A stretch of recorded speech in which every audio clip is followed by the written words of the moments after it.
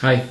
So, as you're starting the Davidson book this week, I wanted to just say a few things about it and explain why I chose it, why I'm asking you to read it, and just talk about it a little bit as you're just getting started with it, to make sure some things are clear. So, it's a different kind of book. Davidson writes textbooks, among other things, and I've used his standard textbook in this course and in other courses before, and some other professors in the history department at Rick use his standard textbook. This is not a standard textbook, obviously. This is meant to be more of a narrative history, storytelling, but it's important to understand that Davidson is a real historian, and this is a book that's published by Yale University Press. You know, they're a real academic press, of course, and for the most part, I think this is a very good history book, and on top of that, it's well written, and I think Davidson does what he sets out to do, which is to create a usable textbook that also is based in kind of a storytelling tradition, and that makes it a lot more readable than your standard history textbook, certainly. Now, anyway, I hope that's true, right? I hope that you find that to be true. For me, this book has been sort of good bedtime reading. I can relax and read this almost as I would read fiction, as if it was a novel. It's that kind of narrative. It's sort of fun to follow along.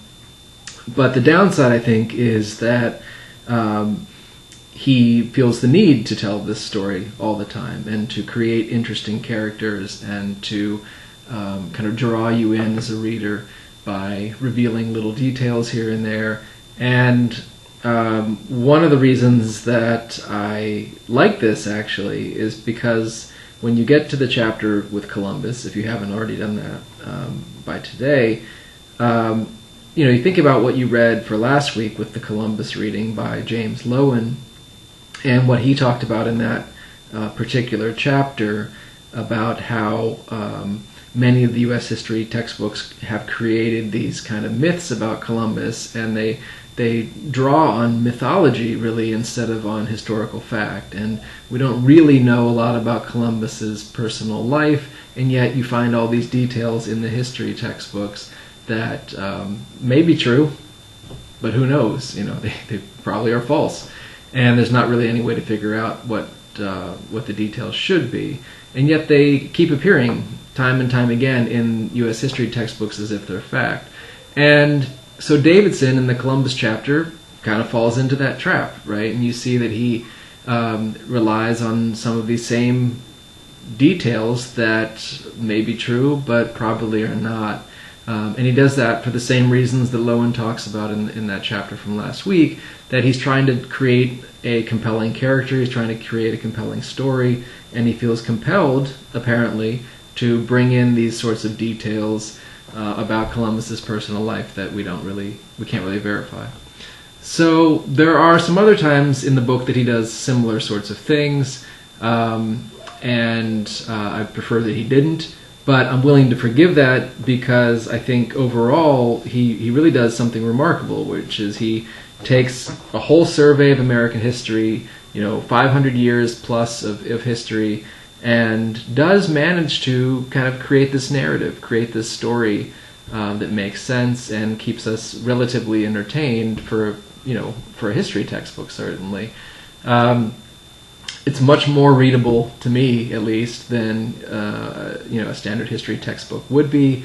It's also a lot cheaper, and that was one of the reasons I chose this too. That, and maybe I said this before in the introductory lecture, I don't remember, but the textbooks for U.S. history classes have gotten so expensive. They're all over $100 just for the textbook, and then if we want to add in some document readers on top of that, it's even more. Whereas, this book by Davidson is $20 more or less, and the other two books are $20 more or less. And it seemed like we could do a lot more interesting things with the course if we restricted ourselves to these sorts of books. The other thing I was going to talk about just in the opening chapters of this book one other technique he uses throughout really is the counterfactual. And this is something that some historians like to play around with. Other historians find it to be objectionable. This is the kind of what if this had happened instead of what actually happened. And that can be helpful. If we want to try to figure out why a particular event or person was important, why it was significant, it might help to kind of step back and say, well, what if this didn't happen? Or what if this person hadn't existed or intervened at this particular moment? How would things have worked out differently? What would the arc of history have been, without this happening at this time? That's a counterfactual. You see this in pop culture sometimes. I think right now on Netflix, for example, you have this very popular television series called The Man in the High Castle, which is basically a counterfactual. It's what if the Nazis had won World War II along with Japan, and the United States had lost? What would that have looked like? And that the novel and now this series follows from that. That's a counterfactual. So that's something that historians do, and that's something that Davidson likes to do apparently throughout this book too, is to get you to think about the significance of a particular person or event, to ask you as the reader to think about, well, what would have happened if this had happened instead? He does this in the first few chapters, talking about Chinese exploration, noting that Chinese ships had anchored off the California coast in the early 1400s, more than 50 years before Columbus had landed in the Caribbean on the other side of the continent. And to think about, well, what if the Chinese explorers had made more of a commitment to exploring the continent, and they didn't, only because of the Mongol invasion of China by Genghis Khan, and that changed the course of Chinese history, but also changes the course of American history. At least that's what Davidson wants you to think about. That had China established settlements on the western coast of North America and California today, things might have turned out very differently, right? You would have had these not just European powers, but Asian powers as well, competing, conquering, interacting with Native American peoples all across the continent right from the start. It's impossible to know how things would have turned out, right? But it is worth thinking about the fact that it was not a given, certainly, that Europeans would conquer the Americas, right? And there are a number of instances we can look at where things might have turned out differently. And the Chinese example is just one of several that Davidson will give you. The disease example, I think in the next chapter after that, is even more important to consider. What if Native American immunities had been different, had been greater than they were to European diseases? It would have dramatically altered the course of human history, certainly. So I wanted just to talk about counterfactuals in case that was something that seemed strange to you as you were reading through this book.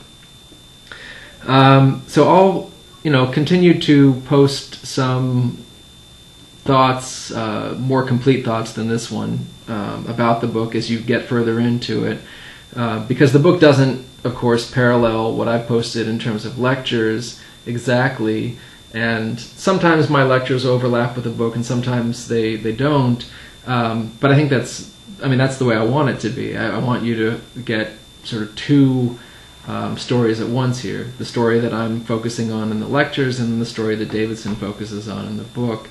That way you get to experience a lot more than if we're just covering the same things. So as you do the assignments and post them on Blackboard relating to the book, I look forward to hearing what you think of the book as well as answering the specific questions that I've posted. I've never used this book before. It's brand new this spring, and I'm very curious to see what you think of it. It's a different kind of thing. So hope you're enjoying it, and I look forward to reading about what you think of it.